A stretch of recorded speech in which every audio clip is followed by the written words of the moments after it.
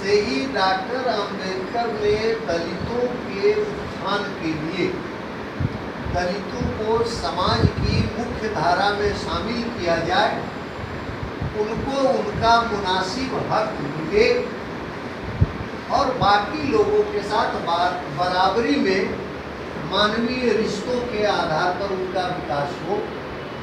इस चेतना से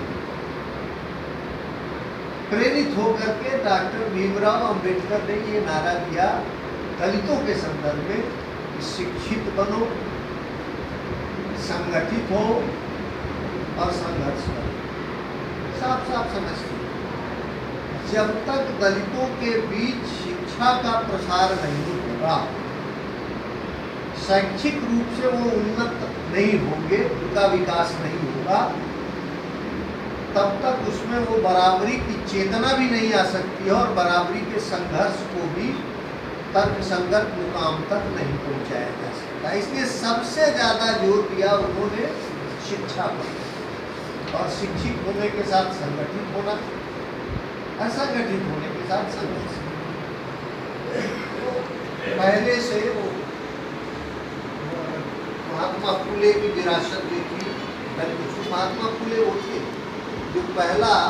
लड़कियों के लिए पहला स्कूल अगर किसी ने खोला था तो वो महात्मा फुले ने खोला। उनकी पत्नी सावित्री फुले ने उसका संचालन किया। उसके पहले लड़कियों के लिए अलग से पाठशाला व्यवस्था नहीं थी। तो इसलिए समाज को सामाजिक न्याय की स्थापना करने के लिए और जो सामाजिक विकास के पायदान पर सबसे पीछे है दलित, जो कई अर्थों में ये सृष्टि के मूल निवासी है, बाकी लोग कौन कहां से आए इस पर बहस हो सकती है, लेकिन दलितों के बारे में, आदिवासियों के बारे में, चाहे विभिन्न जगहों में, पूरी दुनिया के किसी भी कॉन्टिनेंट में आप चले जाएंगे तो सब जगह के कुछ न कुछ मूल निवासी आपको मिलेंगे दलित हमारे उससे। लेकिन जो हमारे यहाँ हिंदू वर्ण व्यवस्था है, ब्राह्मणी वर्ण व्यवस्था, और जिसका बाद के दिनों में मार्गदर्शन करना या उसका संचालन मनुस्मृति के विधि विधान के हिसाब से जब शुरू होता है, मनुस्मृति में बहुत सारी सैद्धांतिक रूप से बहुत सारी अच्छी बातें हैं, लेकिन जहाँ इन कर्मकांडों को जोड़ा जाता है और जहाँ ये समाज के बंटवारे को जिस रूप में दिखाया जाता है और उस तरह से उन कर्मकांडों को हमारे यहाँ के राजे महाराजे और ये सब अपनाते हैं, दुनिया के दूसरे धर्मों से कम्पीट करने का वो सिलसिला शुरू होता है। नहीं तो मौलिक भारतीय ग्रंथों में, खास करके वैदिक पीरियड में या किसी भी वेद और उपनिषद में कहीं से कोई कर्मकांड की चर्चा नहीं है। यज्ञ की चर्चा है, यज्ञ सामूहिक आयोजन हुआ करते थे, उस पते में अभी हम नहीं जाना चाहेंगे। उनका रूप भी बाद में चल के विद्रूप हुआ, लेकिन ये कर्मकांडों के साथ जोड़ करके कि वहाँ जो उन पुस्तकों में जो लिख दिया उसी के हिसाब से आचार व्यवहार होगा, ये मूल हिंदू धर्म शास्त्रों में नहीं है, ये मनुस्मृति से वो विधान हो करके आगे निकलता है। तो इसलिए मनुस्मृति के खिलाफ सबसे ज़्यादा गुस्सा जो समाज में तिरस्कृत बहिष्कृत लोग, दलित के नाम पर, आदिवासी के नाम पर, जिन्हें मुख्य धारा से हमेशा किनारे रखा गया, तो इन लोगों के की समस्याओं पर ध्यान देते हुए उनको संगठित करना और राष्ट्रीय मुख्य धारा में उनको शामिल करना, ये अम्बेडकर की एक बुनियादी चिंता है। तो राष्ट्रीय आंदोलन में रहे, कांग्रेस पार्टी में रहे, जब भारत का संविधान बन रहा था तो भारत के संविधान के निर्माण के लिए जो संविधान निर्मात्री समिति बनी, उसके अध्यक्ष डॉक्टर राजेंद्र प्रसाद हुए। उस संविधान निर्मात्री समिति ने कॉन्स्टिट्यूएंट असेंबली में जो ड्राफ्टिंग के लिए कमेटी बनाई, मसौदा तैयार तैयार करने के लिए उसके अध्यक्ष डॉक्टर भीमराव अम्बेडकर, क्योंकि इन्होंने विदेशों में शिक्षा भी पाई थी और दुनिया भर के संविधानों का उन्होंने अध्ययन किया था। उनमें ये सामर्थ्य थी, इसको हमारे राष्ट्रीय आंदोलन के नेताओं ने पहचाना और उनके जिम्मे ये काम किया गया। और तब डॉक्टर भीमराव अंबेडकर ने जो संविधान हमारे मुल्क के लिए बनाया, ये मामूली बात नहीं है। एक ही स्वाधीनता आंदोलन के परिणाम स्वरूप जब देश का बंटवारा होता है तो दो मुल्क बनते हैं, हिंदुस्तान और पाकिस्तान। एक इस्लाम को अपना राजकीय धर्म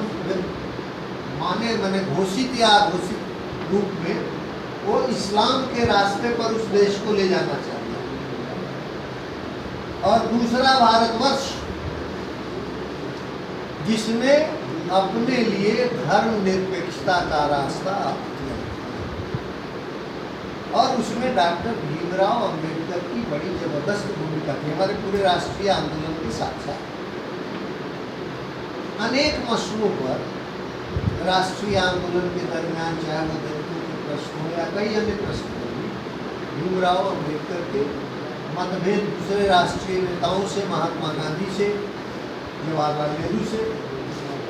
कई मामलों में वामपंथ से भी मतभेद भी रहे, लेकिन बुनियादी सोच की दिशा रही कि हमें लोकतांत्रिक व्यवस्था की स्थापना करनी है, धर्म को राज्य से अलग रखना है, इसलिए हमारा धर्मनिरपेक्ष राज्य होगा, और सब सामाजिक न्याय की दिशा में हमको बढ़ना है, ताकि जो निचले पायदान पर समाज में लोग हैं, जिन विकास के फल जिन तक नहीं पहुंच पाए हैं, शिक्षा जिन तक नहीं पहुंच पाई है, उन सबको इस मुख्य धारा में कैसे शामिल किया जाए, इस चिंतन से प्रभावित होकर के, और इसीलिए हिंदू धर्म से जब उनका मतभेद हुआ और यहाँ के जो वर्णाश्रम व्यवस्था और उसमें ब्राह्मणवादी सोच से जो दलितों के खिलाफ और जो बहिष्कृत जातियाँ हैं उनके हालात को जब उन्होंने देखा, तो अंत में उनको धर्म परिवर्तन भी करना पड़ा और वो बुद्धिस्ट हो गए। क्योंकि जैसे बौद्ध धर्म भी, गौतम बुद्ध भी हिंदू शास्त्रों में, मैंने ये ब्राह्मणी कर्म कांडों के विरोध में ही बौद्ध धर्म का प्रचलन भी हुआ। ये दिगर बात है कि अब तो गौतम बुद्ध की प्रतिमा भी लगा करके और उसके पुजारी भी अपने हिसाब से अपनी पूजा करते हैं, उनको भी ईश्वर का अवतार बना दिया। और ये हिंदू समाज, ब्राह्मणी समाज, मनुवादी समाज इतना होशियार है, हमारे कर्मकांडी इतने होशियार हैं कि गौतम बुद्ध को भी, अब ये बेचारे अम्बेडकर को भी आज मालूम हो तो उनको भी चिंता होगी कि क्या हमने जिस बौद्ध धर्म को अपनाया था क्या वही है क्या। श्राद्ध कर्म में हमारे यहाँ जो 14 पिंड बनते हैं, ये मैंने बहुत गौर से अपने पिताजी के श्राद्ध के समय बैठ कर के क्या क्या होता है जरा श्राद्ध में देखा जाए तो 14 पिंड जो बने, उसमें से एक पिंड जो है विष्णु के अवतार बुद्ध के लिए है। तो विष्णु, गौतम बुद्ध को विष्णु का अवतार बना करके कर्मकांड में शामिल करके, जिस बुद्ध का उस सनातनी व्यवस्था से कुछ लेना देना नहीं, उस पिंडदान में भी देवता बनाकर गौतम बुद्ध को शामिल कर। मैं नहीं समझता हूँ कि अम्बेडकर की कल्पना के गौतम बुद्ध वो रहे होंगे, किंतु ऐसे पहला एक तरह से दलितों को न्याय मिले और जिस तरह की सामाजिक विसंगतियों को उनको झेलना पड़ता है, उनसे उनको छुटकारा मिले, उस छटपटाहट के अंतर्गत उनको धर्म परिवर्तन तक करना पड़ा। लेकिन एक ये उनके व्यक्तित्व का एक पक्ष, दलितों के अधिकारों के और स्वाभिमान के प्रति, उनकी रक्षा के प्रति उनको जगाने का काम, चैतन्य बनाने का काम, ये एक पक्ष। और उसके साथ साथ दूसरा पक्ष था उनका कि वो इस दलित आंदोलन को, ये अंबेडकर और दूसरे दलित नेताओं में एक बड़ा अंतर आपको मिलेगा कि दूसरा पक्ष था कि समाज के विकास की जो दिशा होगी उसमें मजदूर वर्ग, किसान और मेहनत करने वाले जो लोग हैं, इनके साथ मिल करके ये धारा जो है कामयाबी की मंजिलों को हासिल करेगी। और इसीलिए अपने राजनीतिक प्रयासों में उन दिनों में उन्होंने इंडिपेंडेंट लेबर पार्टी का भी गठन किया था।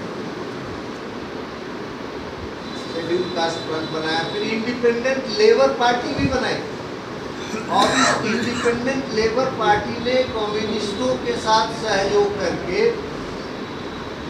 खास करके उस इलाके में गोवा वगैरह के इलाके में, वो महाराष्ट्र का जो समुद्र का तटीय इलाका है, कोंकण का इलाका, वहाँ पर वहाँ की जो खोद प्रथा जो थी, वहाँ की जमींदारी प्रथा थी, उसके खिलाफ संघर्ष का भी काम किया। इस बात का उल्लेख मैं जानबूझ करके साथियों इसलिए कर रहा हूँ, कल ही एक मित्र बता रहे थे कि जैसा मैंने पहले आपसे अर्ज किया कि अम्बेडकर की विरासत को भी कब्जे में करने की कोशिश तथाकथित सांस्कृतिक राष्ट्रवादियों और ये चरमपंथी हिंदुत्ववादियों की तरफ से हो रही है, आरएसएस की तरफ से। अखबारों में कहीं पर लेख छपे हैं और उस लेख में ये चर्चा है कि अंबेडकर वैचारिक रूप से वामपंथ से ज्यादा आरएसएस के निकट थे। आप समझ लीजिए, ये कल की बात मैं बता रहा हूँ, कल मित्र बता रहे थे कि भाई ये ऐसा अखबारों में छपा है। तो ये एक तरह से इस किस्म के झूठ का भी प्रचार है। आरएसएस के साथ के नजदीक अगर उनका विचार होता तो पहली बात तो वो बौद्ध धर्म नहीं अपनाते, दूसरी बात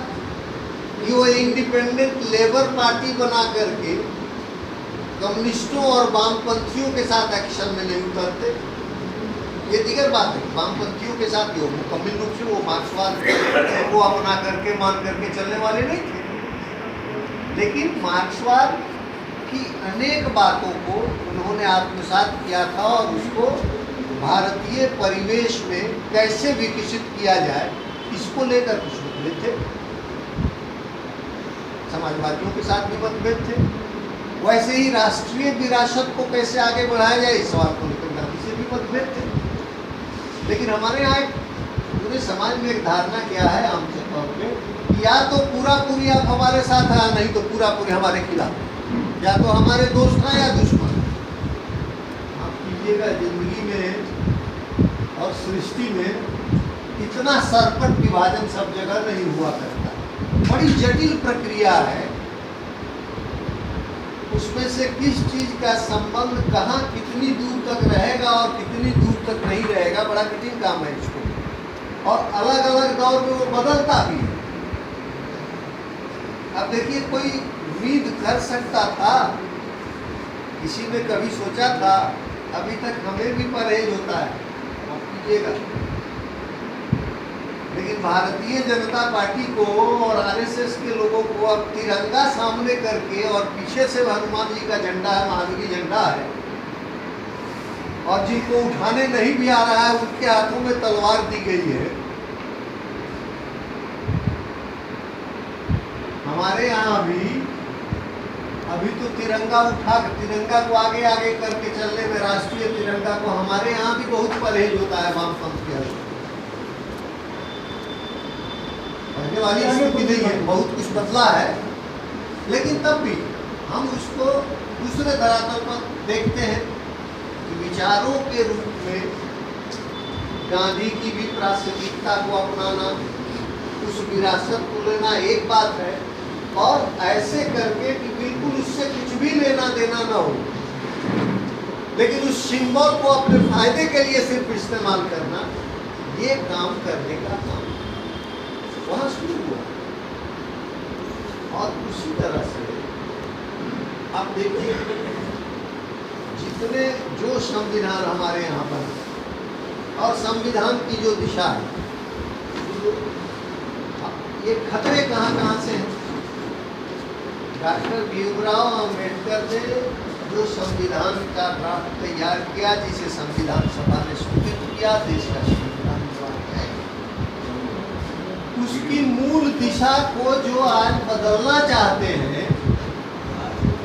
खत्म करना चाहते हैं, वो आज राष्ट्रीय झंडा भी लेकर के उसको भी चुरा कर चले गए हैं और अंबेडकर की विरासत को भी लेकर के वो भाग रहे हैं। अब हम पिछड़ गए हैं। बाकी के लोग डिफेंसिव में चले गए हैं, वो ऑफेंसिव में चले गए हैं। ये विकट स्थिति इसलिए खतरे कहाँ से है? एक तरफ सामाजिक परिवेश में जो इनका तथाकथित सांस्कृतिक राष्ट्रवाद या धार्मिक कट्टरतावाद है, इसके तरफ से हमारे समाज को और हमारे संविधान को, और दूसरी तरफ जिस नव उदारवादी रास्ते पर दुनिया जा रही है, दुनिया को ले जाया जा रहा है, उसके साथ जो आर्थिक शक्तियां पैदा हैं, तो उनको बढ़ावा देने वाले जो लोग हैं, उनकी तरफ से हमारे संविधान के ऊपर खतरा है। और डॉक्टर अंबेडकर ने संविधान सभा में, और सरकार की हैसियत क्या है? अब जब सत्ता के शीर्ष पर ऐसे लोग बैठ जाएं जो सत्ता का दुरुपयोग करके समाज में अन्याय की व्यवस्था को नए सिरे से बहाल करने का काम करने वाले हों, या जो विकास की मूल दिशा है, एक नए स्वाधीन राष्ट्र के लिए, प्रगतिशील विकसित विकासशील राष्ट्र के लिए,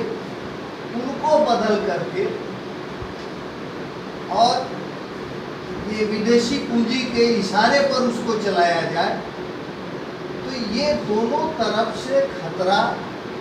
है जो हमारे संविधान के लिए है। ये खतरा इसलिए ज़्यादा है क्योंकि वहाँ मैं सिर्फ याद करना चाहूँगा कि डॉक्टर अंबेडकर ने सरकार में है, जो सरकार में है वो क्या कर सकते हैं, प्रधानमंत्री और उनकी सरकार क्या कर सकती है। अब तो विरोध का कोई स्वर, माने सब्जी का दाम बढ़ जाए और उसके विरोध में आप जुलूस निकालने जाइए तब भी देशद्रोही हो जाइएगा। विश्वविद्यालय की स्वायत्तता की मांग कीजिए, उसके पक्ष में आवाज उठाइए, देशद्रोही कौन है? सच कोई भी काम कीजिए, क्योंकि अब देशभक्त तो वो हो गए हैं कि अपने जायज नाजायज सभी कर्मों में वो राष्ट्रीय तिरंगा आगे लेकर चल रहे हैं। ये असली देशभक्त हो गए, जिनका देशभक्ति से कुछ लेना देना नहीं, और जिन लोगों ने कुर्बानियां दे करके इस देश की आज़ादी में हिस्सा लिया, वो सब लोग देशद्रोहियों की कतार में इनके द्वारा बड़ी संस्था से खड़े किए जा रहे हैं और सरकार इनके हाथ में है।